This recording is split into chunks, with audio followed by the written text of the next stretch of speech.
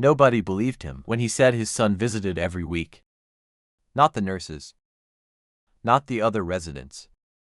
Not even me. Thomas Blake sat in the community room every Sunday at 2 p.m. sharp, dressed in his best cardigan, hair combed perfectly, waiting. The chair across from him remained empty. Always empty.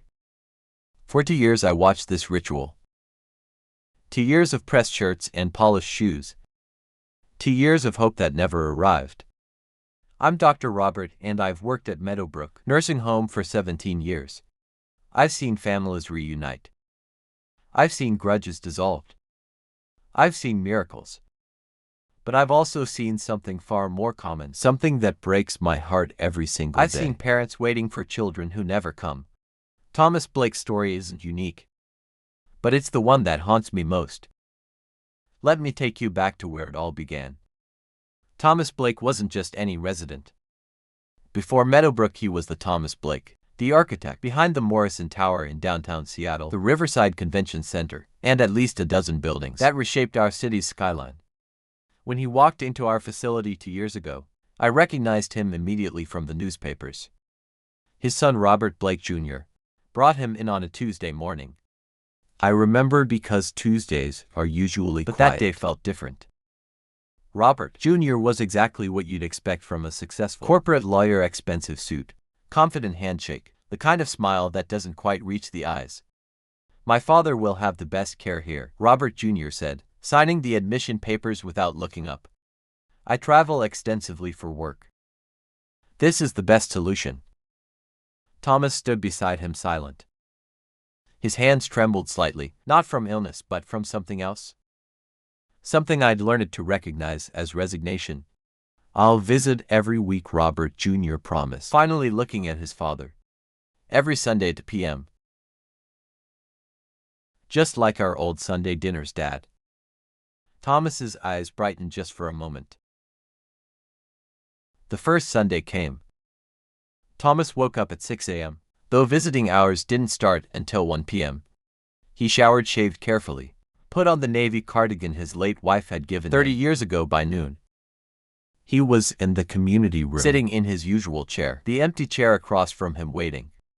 2 p.m. arrived. Number Robert Jr. 2:30 p.m. Thomas checked his watch. 3 p.m. Still checking. By 4 p.m. Nurse Linda gently touched his shoulder. "Mr. Blake, maybe he got caught in traffic. Why don't you rest in your room?" "He'll come," Thomas said firmly. "Robert is very punctual. He learned that from me. He'll come." He didn't come, but here's what destroyed me. Thomas wasn't angry. "He's very busy," Thomas explained to anyone who'd listen. "He's the youngest partner at Morrison and Associates. Do you know how prestigious that is? He's working on a case worth millions. He'll come next week." Next Sunday came. Same ritual. Same cardigan. Same empty chair. Same hope. Same disappointment. He called, Thomas told me that evening, though no one had seen him on the phone. "Emergency meeting in New York. But next week for sure." Week 3. Week 4. Week 10. The excuses became more elaborate. He's in Singapore, Tokyo, London. Thomas spoke about his son's success with such pride, such genuine joy, that it felt cruel to question him. But I had questions. Many questions. Because when I checked our visitor logs, there was no record of Robert Jr. ever calling. Not once in 10 weeks. It was Nurse Linda who found them first. She was cleaning Thomas's room. He was meticulous, never left a mess, but we had protocols. She was dusting his desk when she noticed the drawer was slightly open. Inside, stacked in perfect chronological order, were letters. Dozens of them, maybe hundreds. She shouldn't have read them. Privacy rules. But she saw the first line of the top letter and couldn't stop. "Dear Robert, I was so happy to see you today." Linda brought them to me that afternoon, her hands shaking. "Dr. Robert, you need to see this." I sat in my office and read. And kept reading until my vision blurred. 340 letters. All addressed to Robert Jr., all dated every Sunday for the past 2 years. All describing visits that never happened. Dear Robert, thank you for the chocolates you brought today. The nurses love them too. Dear Robert, I'm so proud of the Tokyo case. You told me about your mother would be proud too. Dear Robert, the joke you told today made me laugh for hours. I shared it with everyone at dinner. Each letter was a complete fabrication. Detailed conversations. Gifts that were never given. Jokes that were never told. Hugs that never happened, but here's what shattered me. The handwriting was perfect. Steady. Clear. This wasn't dementia. This wasn't confusion. This was choice. Thomas Blake was choosing to live in a world where his son loved him enough to visit. Where those Sunday promises meant something. Where he wasn't abandoned. The last letter, dated the previous Sunday, ended with a line that I still see when I close my eyes. Dear Robert, I know you're busy. I know the world needs you. But thank you for always making time for your old man. I love you more than all the buildings I ever designed. See you next Sunday, love, Dad. I did something I probably shouldn't have done. I tracked down Robert Jr. It wasn't hard. Morrison and Associates, prestigious law firm, top floor of the Morrison Tower, the very building his father had designed. The irony wasn't lost on me. His secretary tried to block me. Mr. Blake doesn't take unscheduled appointments. Tell him it's about his father. 5 minutes later, I was in his office. Glass walls, city views, awards everywhere, a photo on his desk. Robert Jr. with his wife and 2 young children. No photos of Thomas. Dr. Robert I. Assume this is important. He didn't stand. Didn't shake my hand. When was the last time you visited your father? His jaw tightened. I don't appreciate ambush conversations about my private 2 years. I interrupted. You haven't visited in 2 years. Not once. Silence. He waits for you every Sunday, I continued. Dressed in his best clothes. Sitting in that chair waiting. I'm aware of the situation, Robert Jr. said coldly. Are you aware that he writes you letters? 340 of them describing visits you never made. Conversations you never had. Something flickered across his face. Pain. Guilt. It vanished quickly. My father made his choices. Dr. Robert. I'm making mine. What choices? What could a father possibly do to? He chose his buildings over his family. Robert Jr.'s composure cracked. Every birthday, every school play, every graduation, he was at some construction site, some client meeting, some award ceremony.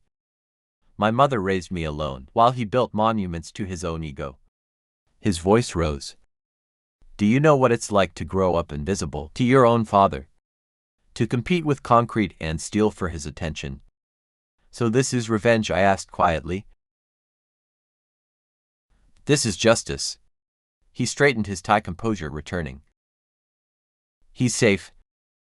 He's cared for. He has everything he needs except you. He never needed me before. Why start now? I stood to leave. Then turned back. He writes about you with such pride. I thought about breaking the truth to Thomas.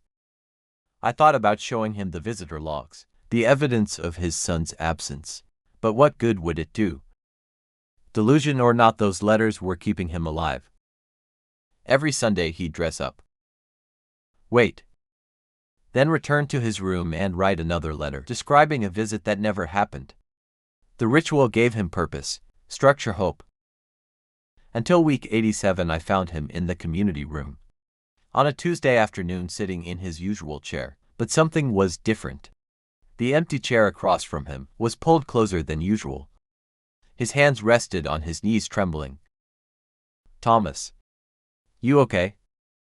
He looked up at me, and I saw something I'd never seen before in his eyes.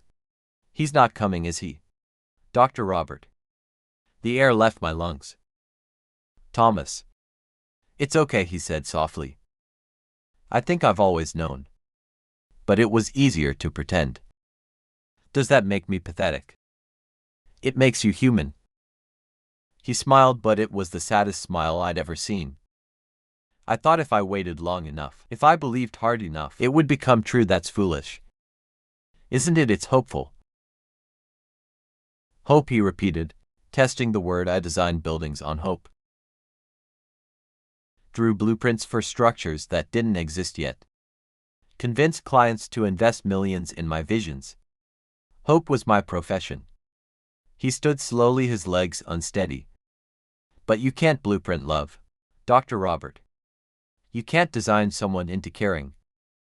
Thomas, maybe we should talk in my office.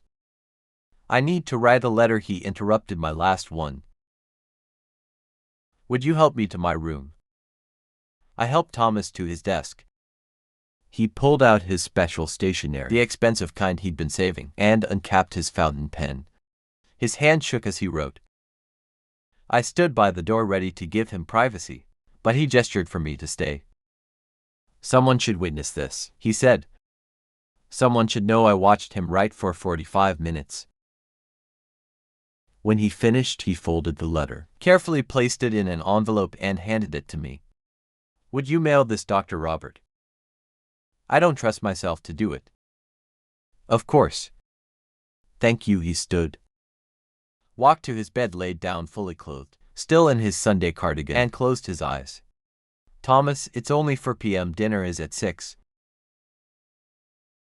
I'm very tired, he said quietly. I think I'll just rest for a bit. Something in his voice alarmed me. Thomas. I loved him, you know. Even when he wasn't there. Even when he couldn't be there. I loved him. That's what fathers do. I know. Do you think he knows that I loved him? The question hung in the air like a prayer. Yes, I lied. I think he knows. Thomas smiled, closed his eyes, and whispered, good. That's good. Linda found him at 6 a.m. during her rounds. Thomas Blake had died in his sleep peacefully, still wearing his Sunday cardigan. On his nightstand was a framed photo I'd never noticed before, a young Robert Jr., maybe 7 years old, sitting on his father's shoulders at a construction site, both of them smiling. The coroner said it was heart failure. Natural causes common for men his age. But I knew better. I've seen enough to know that hearts don't just fail from age. They fail from being broken. From carrying too much weight. From waiting too long. I didn't mail Thomas's final letter immediately. I kept it on my desk for 3 days, afraid of what it might say, afraid of what it might do. Finally, I opened it. I shouldn't have. It was addressed to Robert Jr. But I needed to know. The letter was short. Just 1 page, but every word was a knife. Dear Robert, this is my last letter. Not because I've run out of things to say, but because I've finally run out of pretending. You're not coming, son. You haven't come for 847 days. I counted every single one. I know why you stayed away. I know I failed you when you were young. I chose my career over your childhood. I missed your birthdays, your games, your moments. I thought I was building a legacy for you. But all I built was distance. I can't undo those years. I can't rebuild what I broke. But I want you to know something. Every Sunday I waited for you. I wasn't waiting for you to forgive me. I was waiting because I loved seeing you. Even if you were only in my imagination. Even if the visits only existed in my letters. Those fake conversations were the happiest moments of my week. I'm tired now, Robert. Tired of waiting. Tired of pretending. Tired of this old heart, but I'm not angry. I never was angry. Fathers don't wait. They don't hope. They don't love. I loved you from the moment I held you. I loved you through every mistake I made. I love you now. I'll love you after I'm gone. That's what I wanted you to know. That's why I'm writing this final letter. You don't have to come anymore. You don't have to feel guilty. You don't have to forgive me. Just know that you were loved completely. Imperfectly, but absolutely. Your building's obsessed, always late but always loving, Father Thomas Blake. P.S. I designed the Morrison Tower, with your office on the east side, so you'd have morning sun. I did that before you were born. I always planned for you to be there. I'm glad you made it. Robert Jr. arranged everything. Expensive casket. Premium cemetery plot. Flowers everywhere. He gave a eulogy that mentioned his father's achievements, the buildings, the awards, the recognition. He spoke for 12 minutes without once mentioning their relationship. After the service, as the crowd dispersed, Robert Jr. approached me. Did he suffer? No, I said it was peaceful. He nodded, relief visible. Then you mailed the letter. Yes, I read it. Silence. Every word he continued, his voice cracking slightly 5 times. Then I went to his room at Meadowbrook. Saw all 340 letters. Read every single one. His composure was crumbling.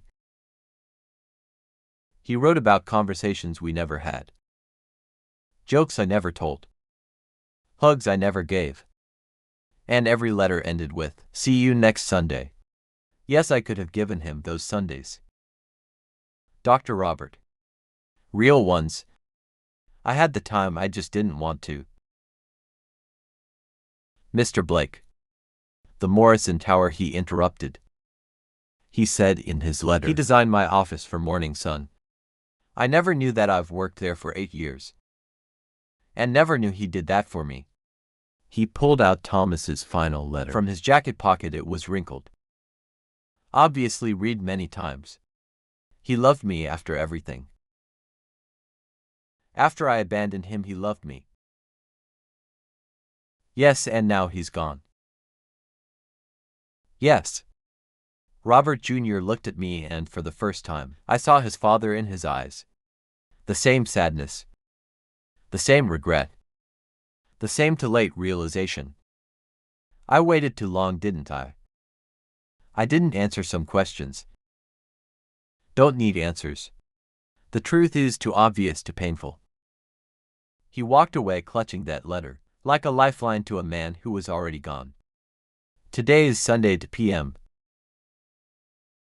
I'm sitting in the community room at Meadowbrook, in Thomas's old chair. The chair across from me is empty.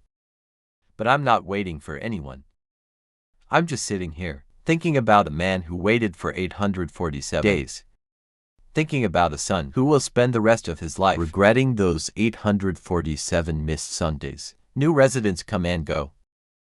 I see their families visit, some regularly, some sporadically, some never. I see the same patterns Thomas lived through. The same excuses.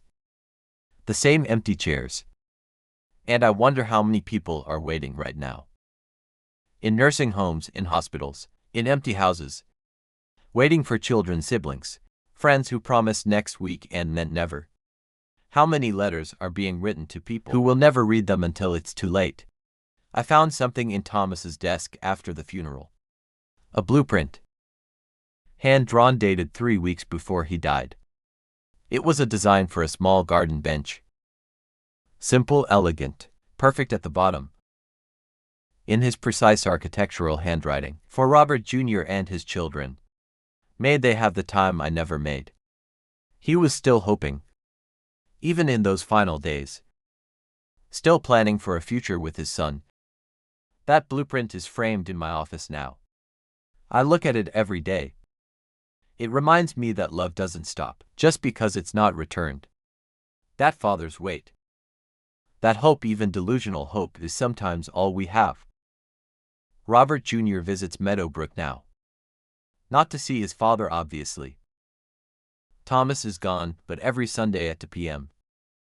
he sits in that same community room in that same chair, with the same empty chair across from him. He reads his father's letters. All 340 of them. One per week. Experiencing the visits he never gave, hearing the conversations he never had. Last week I sat with him. "Why do you come here?" I asked. He held up letter No. 1 for 7. This one says I brought him chocolate chip cookies. His favorite. I never knew that was his favorite. They were. This one says we laughed about a joke I told. Letter No. to 0. I can't even remember the last time I made my father laugh. He set the letter down carefully, reverently. I'm reading every letter he wrote. Learning about the son he wished I was. The visits he wished we had. The relationship we could have had. That's painful, it's penance. He corrected. I have 340 letters. 340 weeks.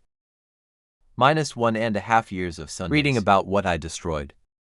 He looked at me with red-rimmed eyes. After I finish all 340, I'm going to start again and again.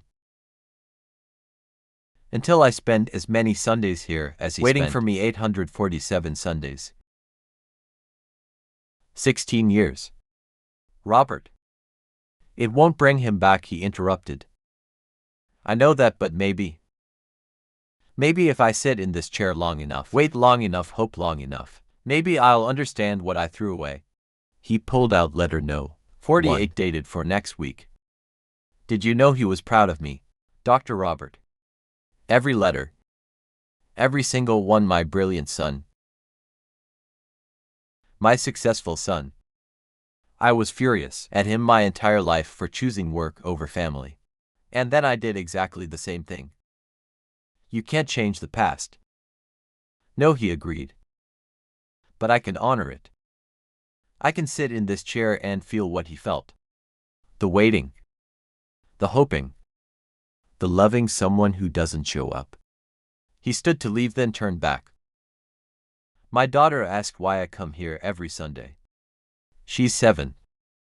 Same age as in that photo on my dad's nightstand. I told her I'm visiting Grandpa. But he's not here, I know. But this is where he waited for me. This is where he loved me. So this is where I'll learn to forgive myself. He left letter No. 147 tucked carefully in his pocket. The empty chair remained. I've been working at Meadowbrook Nursing Home for 17 years. I've seen hundreds of residents come and go. I've witnessed countless family dynamics, heard thousands of stories. But Thomas Blake's empty chair taught me something I'll never forget. We always think we have more time. More time to call. More time to visit.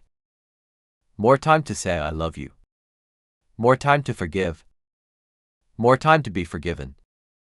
We think our parents will wait forever. That their hope is infinite. That their love has no expiration date. And maybe it doesn't. But their time does. Thomas waited 847 days. That's 20,328 hours. 1,219,680 minutes of hope. And it ended in one moment. One final heartbeat. One last breath. If you're reading this and thinking about someone you should call, someone you should visit, someone you've been meaning to see next week, don't wait, don't let their chair stay empty. Don't let them write letters about visits that never happened. Don't learn the depth of their love only through words they wrote when you weren't there to hear them spoken. Because one day you'll sit in that empty chair. And you'll realize that all the time you thought you had was already gone. Thomas Blake designed buildings that will stand for centuries. But the one thing he really wanted to build, a relationship with his son, crumbled because no one showed up to the construction site. Don't let that be your story. The empty chair is waiting. The question is, will you fill it while it still matters? This story is dedicated to every parent waiting in a nursing home for a visit that may never come, and to every child who thinks they still have time. You don't go now while the chair is still empty. but the heart is still beating. If this story moved you, if it made you think about someone you haven't called, someone you haven't visited, that's enough. That's everything. We can't change Thomas's story. We can't give him those 847 Sundays. But you can change your story. You can fill someone's empty chair. You can be the visit they're waiting for. You can be the Sunday that matters. Don't wait until you're reading letters written by someone who loved you more than you knew. Don't wait until the chair stays empty forever. Make the call. Book the visit. Go today, because someone is sitting in their Sunday best, checking their watch, hoping that someone might be waiting for you.